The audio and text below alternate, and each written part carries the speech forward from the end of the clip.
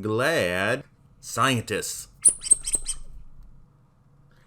Television Superman, John Logie Baird. This is a television. And this is a television. But before this, there was nothing. So how does one go from nothing to thinking, I'm going to invent the television set? Weird from the start. Many inventions have a weird history, and television is no different. What separates television from other inventions is that it has a weirder history than most.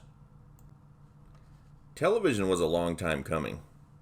As a matter of fact, the very word of television was first said in 1900 by a Russian scientist named Konstantin Persky.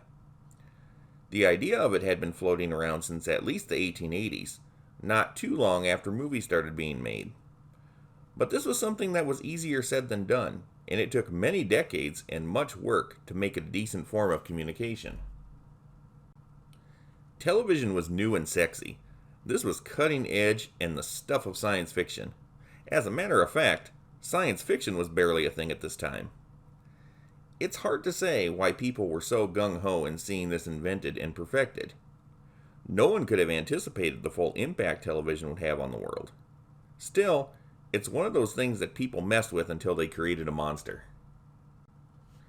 Enter John Logie Baird. John Logie Baird was born in Scotland on August 13, 1888. He was the youngest of 4 children. His father, also named John, was a reverend. His mother, named Jessie, was the orphan niece of a wealthy family of shipbuilders. John was always inventing things, even from an early age. As a kid, he set up a telephone exchange connecting his house with those of his friends nearby. John became interested in the idea of television in 1903 after he read a German book on the photoelectric properties of selenium. Young John was definitely able to go to college, and he made good use of his education. He took a series of engineering apprentice jobs as part of his course. The conditions in industrial Glasgow at the time contributed to his poor health. With all his learning, he began to question the existence of God and became an agnostic. Fortunately, this did not strain his relationship with his father. A few months before John was due to take his final exams, World War I broke out and he wanted to serve. John certainly would have graduated. He intended to return to college after the war and finish his studies, but he never did. At the beginning of 1915, John volunteered for service in the British Army, but was classified as unfit for active duty. Undeterred, John still wanted to do his part, so he took a job with the Clyde Valley Electrical Power Company, which was engaged in munitions work. After World War I, John never did stop inventing. TV and electronics weren't the only things that interested him. He was in his 20s when he tried to create diamonds by heating graphite, but this was not successful. He later invented a glass razor that wouldn't rust. However, it shattered. John thought the idea of pneumatic tires was cool, so he tried to make pneumatic shoes. His prototype contained semi-inflated balloons, but they burst. This may sound like a silly idea, but it was successfully done years later by Dr. Martin's boots. After World War I ended in 1918, he started a small business manufacturing and marketing a water-absorbent sock. It was a thermal undersock, and the business was actually starting to do well. But poor health and a dislike for cold weather led him to move to a warmer climate. John went to Port of Spain in Trinidad in November of 1919. He discovered that the island was overbrimming with citrus fruit and sugar. This should have been the ideal place to set up a jam factory. Sadly, the island's insect problem robbed him of sugar or would end up in the hot vats of boiling preserves. So that flopped. Plus, he got malaria, so the tropical climate was also not a good fit for him. He went back to London in September of 1920 and got into a few other business ventures that, although not long-lasting, financially got him back on his feet. The first was selling Australian honey. The second was selling his own brand of soap. These attempts were somewhat successful, but John suffered a complete physical and nervous breakdown. His doctor ordered him to abandon any thoughts of a business career in London. John was too nice of a guy to make it as a big city businessman. His doctor urged John to move south where it wouldn't be such a rat race and where he wouldn't have so much tension. A new beginning. John kept getting sicker, and may be part of the reason for his disheveled appearance, at least in his early years. He really did look like an eccentric scientist, and he was a bit of an oddball, but in a good and amusing way. In early 1923, he moved to the south coast of England. Specifically, it was 21 Linton Street in Hastings. Television is what was mostly on his mind these days. He rented a workshop in the Queen's Arcade of Hastings. It took a lot of work, but John built the first working television set. He actually called it the televisor. His TV was as crude as it could be by anyone's standards today, but back then it seemed high-tech. The television was made out of an old hat box, a pair of scissors, some darning needles, a few bicycle light lenses, an old tea chest, and some sealing wax and glue that he purchased. In February of 1924, John demonstrated to the then new Radio Times, a magazine that still exists, that a semi-mechanical analog television system was possible by transmitting moving silhouette images. Later that July, John received a 1,000-volt electric shock during an experiment. He survived and got only a burnt hand out of the deal, but he was kicked out by his landlord, Mr. Tree. John went back to London and sought publicity for his keen invention. He went to the Daily Express newspaper, but freaked everybody out, including the news editor. Not only did John look weird, especially at this time, but he was persistent and talking about stuff that was so far out there. They even suspected he was dangerous. Good first impressions weren't John's strong suit. The Nipkow disc. Although John Logie Baird is truly the father of television, it took many, many people over the years to make it work. To this day, people are still trying to come up with ways to perfect the invention. Baird didn't work from absolutely nothing to come up with television. He used the Nipkow disc in his work, an invention that was made before he was even born. Paul Gottlieb Nipkow, a German inventor, developed the Nipkow disc in 1884. But what was it? It was a mechanical, rotating, image scanning device. You could make the disc out of any suitable material, metal, plastic, cardboard, or whatever. The disc would have a series of equally distant circular holes of equal diameter drilled in it. The holes could also be square for greater precision. The holes are positioned in such a way as to create a single-turn spiral. When the disc rotates, by use of a motor, the holes trace circular ring patterns. A lens projects an image of the scene in front of it directly onto the disc. Each hole in the spiral takes a slice through the image, which is picked up as a temporal pattern of light and dark by a sensor. The bigger the disc was, the bigger the image. The faster the disc moved, the more complete the image looked. The capturing of motion also became possible. It's like when you flip through a series of images really fast and it looks like the little character is moving. Although the Nipkow disc was an invention that ultimately outlived its usefulness, it is the most important invention in the early development of television, and it was used heavily in the era of mechanical television sets of the 1920s and 30s. When Nipkow invented his famous disc, he was just making a device that scanned images on the wall.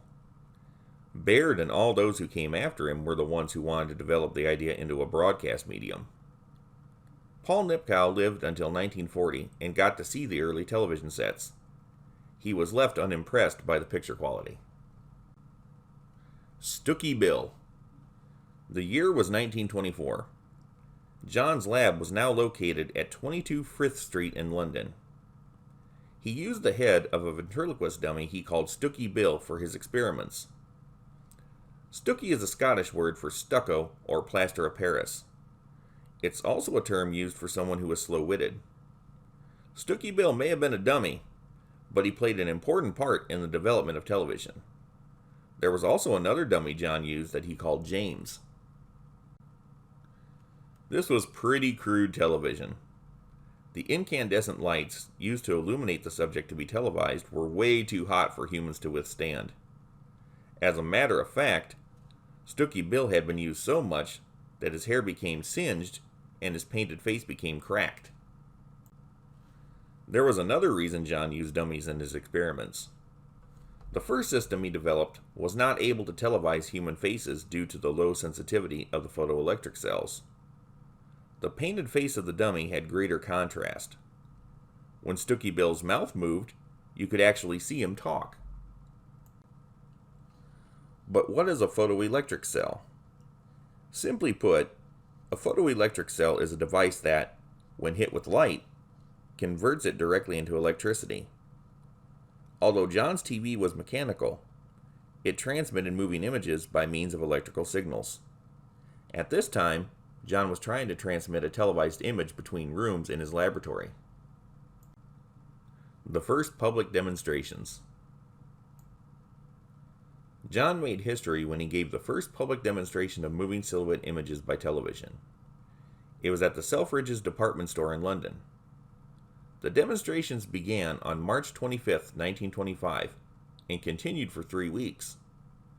Needless to say, something like this, for as long as it went on, got John some heavy attention. On January 26, 1926, John gave the first public demonstration of true television images for the members of the Royal Institution and a reporter from the Times, the British newspaper, in his laboratory.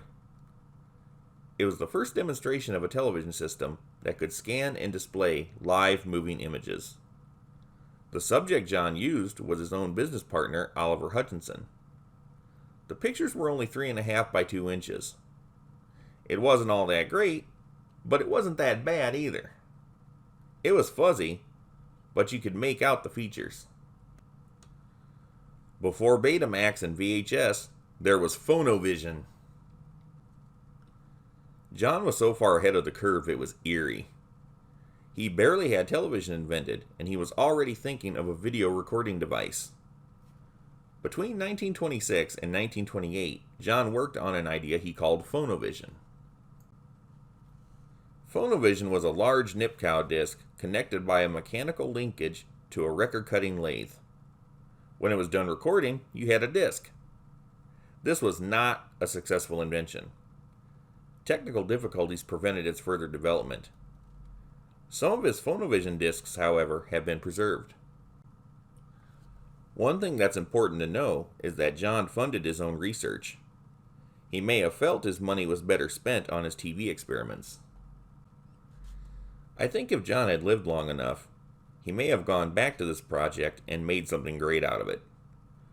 What makes this even worthy of being mentioned is that the idea was so far ahead of its time. As things played out, television would occupy John's attention for the remainder of his time on Earth. He never stopped. When it came to television, John didn't just sit back and say, my work's done." No, he knew there was a lot of room for improvement. In May of 1927, he transmitted a long-distance television signal of over 438 miles from London, England to Glasgow, Scotland. The signal traveled along telephone line. This was certainly a great advancement from trying to send signals from one room to another in his lab, but he was far from done. In 1928, John founded the Baird Television Development Company. That same year, he made the first transatlantic television transmission from London, England to Hartsdale, New York. It was done by shortwave radio. That's just straight up impressive. 4 years earlier, he could barely get his invention to work. Now the signal crossed an ocean. Along came color. So not only did John Logie Baird create the first working television, he also invented the first color television. This man had it all going on in the brains department. On July 3rd, 1928, John made the world's first color television transmission. It actually worked, and the demonstration was of a young girl wearing different colored hats. She was only 8 years old at the time, and her name was Noel Gordon. Noel would later go on to become a successful TV actress in England and was famous for the soap opera Crossroads. Also in 1928, John demonstrated stereoscopic, or what we call 3D, television. Just to review so far, in only a 4-year period of time, John invented the television, made the first transatlantic television transmission, invented the color television, and then 3D television? This man was either a true genius or some alien being from outer space. And he wasn't done yet. The first television programs. In 1929, John made the first television programs to be officially transmitted by the BBC. These were not the first TV shows ever. The first actual TV show came from America in 1928 and was called The Queen's Messenger. I talk about that show at greater length in another video. The Queen's Messenger from America and BBC's TV shows were a long way from actual TV series as we know them, but they were still shows. In the early days, John had to actually pay the BBC to transmit his images. It was November of 1929 when John and a man named Bernard Nathan established France's first television company called Logie Baird. 1930 was yet another exciting year for Baird and his television. His company released the first mass-produced television set that he still called the televisor. On July 14, 1930, the BBC broadcast the first drama shown on UK television. It was called The Man with the Flower in His Mouth. John made his first live outside broadcast in 1931 with the televising of the Derby. In 1932, the BBC started using John's system for the first public television service. By 1937, John's version was dropped for the Marconi EMI version.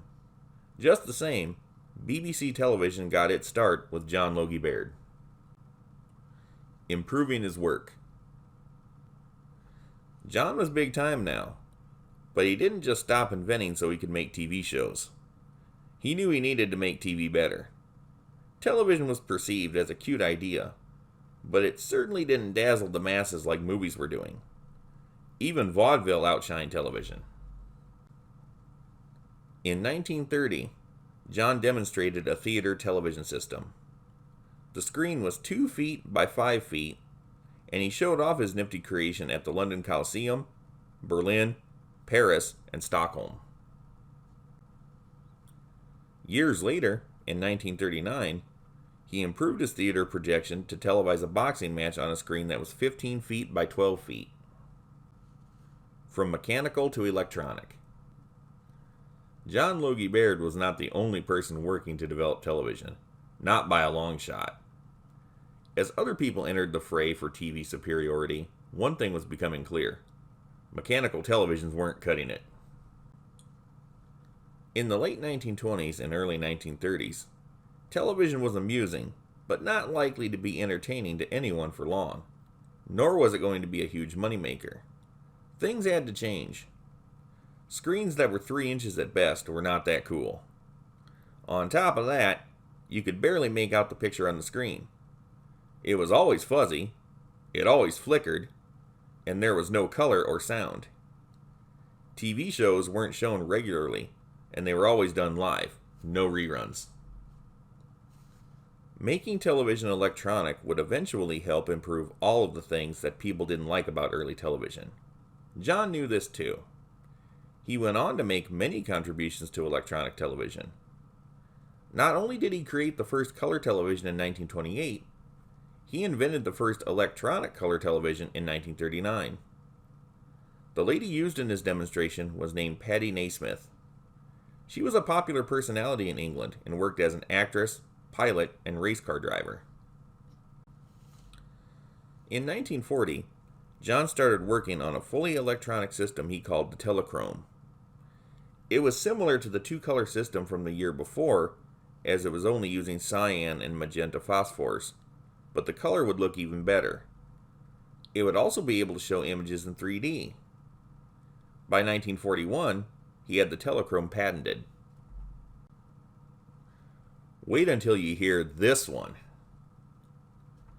From what we know about John Logie Baird thus far, he never made small advancements in his work, only big ones.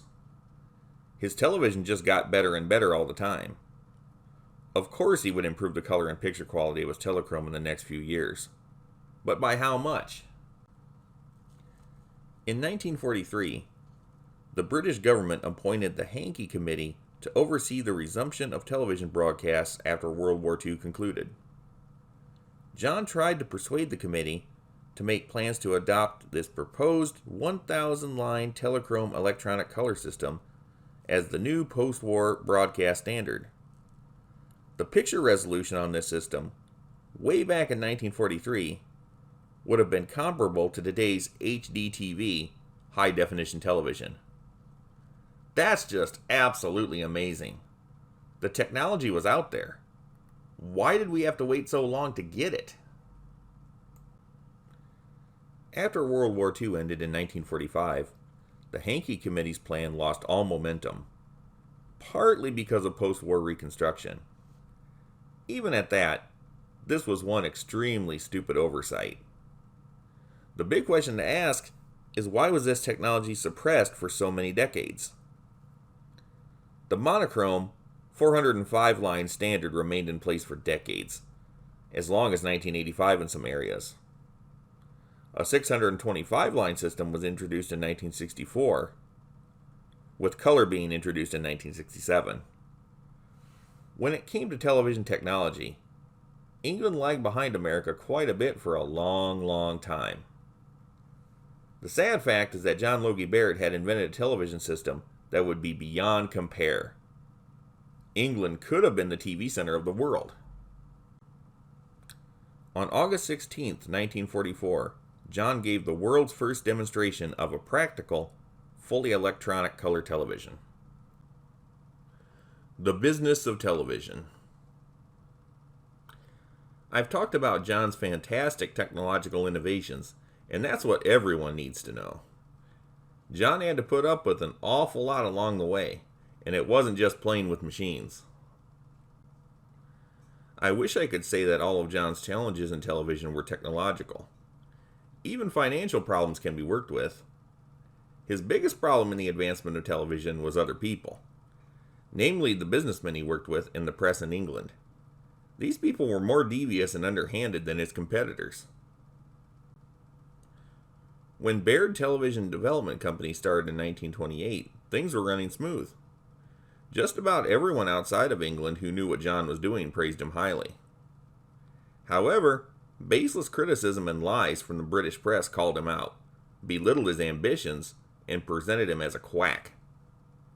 The BBC, who should have been most grateful to John, fought him every step of the way. This caused him a lot of anxiety. The press said there was no commercial future for British television and specifically stated that there was no way John could send transmissions on a waveband of 10 kilocycles. As a matter of fact, John had already been doing that for a couple years. He had an arrangement with BBC to use one of their stations to conduct his experiments, but it had to be done in secret. The BBC really didn't want anyone to know how far John was or wasn't coming along. They could have stepped in and backed him up to the full, but they didn't. John was still cool about it though, and kept his mouth shut so he could still use the BBC's facility. Then, even though the BBC knew better, they totally disrespected John with the official statement that his television had not yet reached a practical stage. However, this angered a lot of people out there who were definitely on Baird's side. What was really going on between the BBC and John Logie Baird? A man by the name of Sir John Reith was the head of BBC. He had also been a schoolmate of John's when they went to Royal Tech together. Reith was a bully to John. He was a bit more privileged than John for one thing, and flaunted it because he always had a high sense of self. He also picked on John for his bad eyesight and frail nature. Reith may also have been jealous of John's intellect, as John was clearly smarter and had more ambition. Years would pass. Reith was always a jerk, and John would never forgive him for his college antics. So how did Reith become the head of the BBC? Although he was trained in Glasgow as an engineer, he wasn't good at it, and he wasn't into it. At all. He simply answered an advertisement in 1922 for a job at the newly formed BBC. They didn't ask him many engineering questions, and he didn't know the answers to the ones they did. He still got hired, and a year later became managing director. The British Broadcasting Company hired, and kept on, a man who had no idea what broadcasting was, nor did he care. Reith was about the biggest jerk they could have ever put in charge of such a company. He was opinionated, authoritarian, and totally self-absorbed. When he hated someone or something, he hated deep. As a side note, he was a Nazi sympathizer and hated Winston Churchill. Reith had absolutely no time for television, and mostly for the petty reason that he didn't like John. Still, TV became a big part of the BBC early on, and John was a big part of it. When Reith later wrote his autobiography, he made no mention of John at all. This was very typical of the jerk's behavior. The BBC held back John and his television as much as they could, but quite simply, they couldn't afford to ignore the technology forever. Too many people were interested in it, and John was always making massive improvements. Plus, he was starting to make shows for them that were becoming quite popular with the public. The BBC was forced to make concessions to John, but they never supported him. John got around a lot of this by making statements to the press that sounded so incredible that people had to come see his demonstrations. More often than not, John wowed the public. People who worked for John, assistants, office boys, whatever, really liked him. They thought he was a nice guy, courteous, always restless, but generally a good man. His business associates at Baird Television, however, were another story. The company started selling TVs in large numbers in 1930. Baird was interested in continuing research and making TV better. The other board members just wanted to sell TVs. Already that year, trouble was brewing. John's shares had fallen sharply. The company was bought by the Gaumont British Film Company in January of 1932. After this, it was clear the company was trying hard to push John out of it. John wanted the Baird Company to merge with one of the larger companies. The Marconi Company, who was actually a rival, was actually interested in joining up with Baird, as was General Electric. The board shut him down. This was ultimately not wise. In 1932, the BBC chose John's system for the first public television service. All along the way, the company, under Lord Reith's control, imposed restrictions on John that limited the capabilities of television. They were playing along with him somewhat because he was still making them money, but as soon as they could drop him, they would. By 1933, the Baird Company removed John as the leader of the company he formed. They kept him on as a paid consultant, but he had absolutely no power in the company. John did have a considerable amount of personal savings that he would use for his further research. Also in that year, the Baird Company moved operations to an impressive glass and metal structure called the Crystal Palace that had been around for the better part of a century. It became the most extensive television complex in all of Europe. Their laboratories, studios, offices, everything was there. All their TV transmissions came from there. Then something terrible happened. On November 30th, 1936, a fire destroyed the historic building and much of the Baird Company's equipment and paperwork. It was burnt down to the ground. The circumstances of this fire are still not totally clear. It does seem highly suspicious, and the company lost a lot of money. As much as Reith had no time for television, and he was a staunch opponent of John's television ambitions, he still wanted to replace John's system with that of the Marconi EMI system. After a number of quote-unquote tests in which Baird's system was held back to look chumpy, and Marconi's system was allowed to look good, Baird's system was totally ousted by the BBC in 1937. The truth of it is that, in some ways, Baird's television system was still the better of the two, especially when it came to outside broadcasts.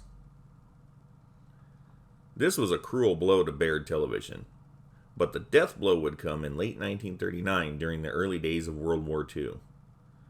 All television broadcasting was stopped. The company went into receivership and was absorbed by Cinema Television Limited. John was totally out of it now and received no salary from them. An interesting side note, Reith was kicked out of the BBC in mid-1938. For the rest of his life, he was extremely bitter about the BBC and even more miserable. Couldn't happen to a nicer guy. John, on the other hand, continued to make money and do impressive things. World War II and beyond. It's a mystery what John Logie Baird did for the war effort in World War II. What all he did will probably forever be shrouded in mystery. He couldn't talk about it for defense reasons. Many decades later, a lot of his work for the military was still classified.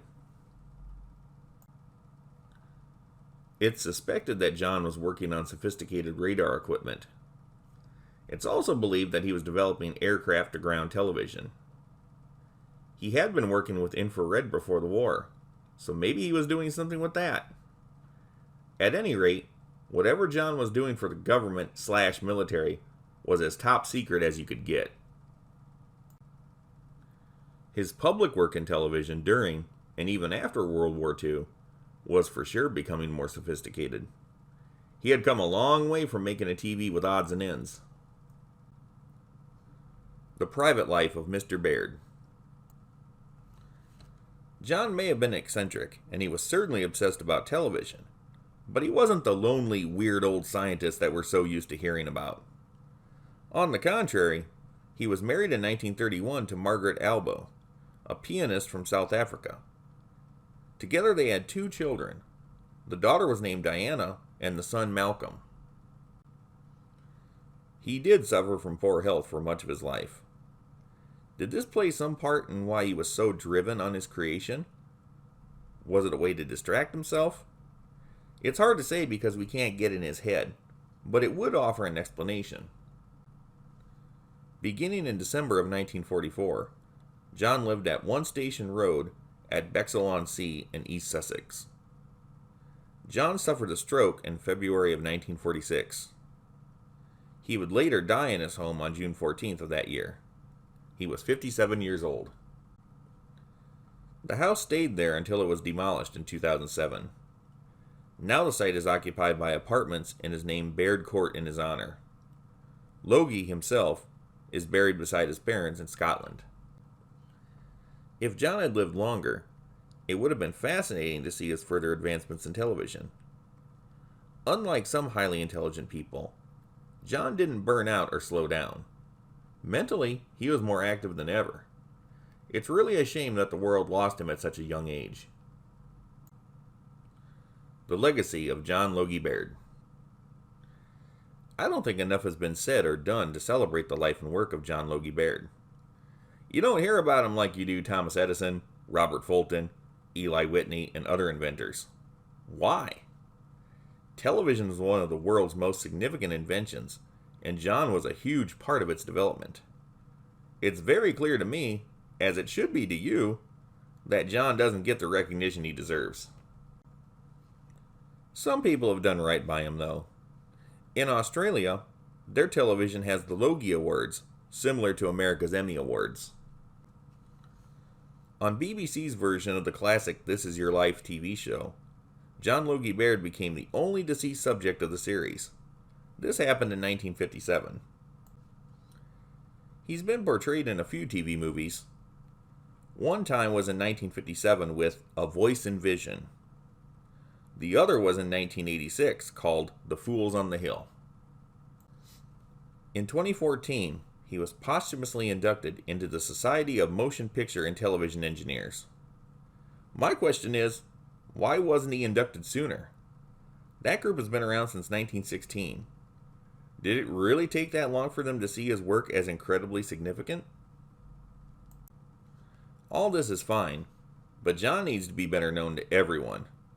Not only has television given joy to a lot of people, but it has also educated us and, in some moments, warned us of impending danger. Every time we turn on a television set, it's because of John's hard work and determination to make his invention a success. John Logie Baird is, without any doubt, one of our greatest glad scientists. He's smarter than the average Baird. Hey, hey, hey, hey.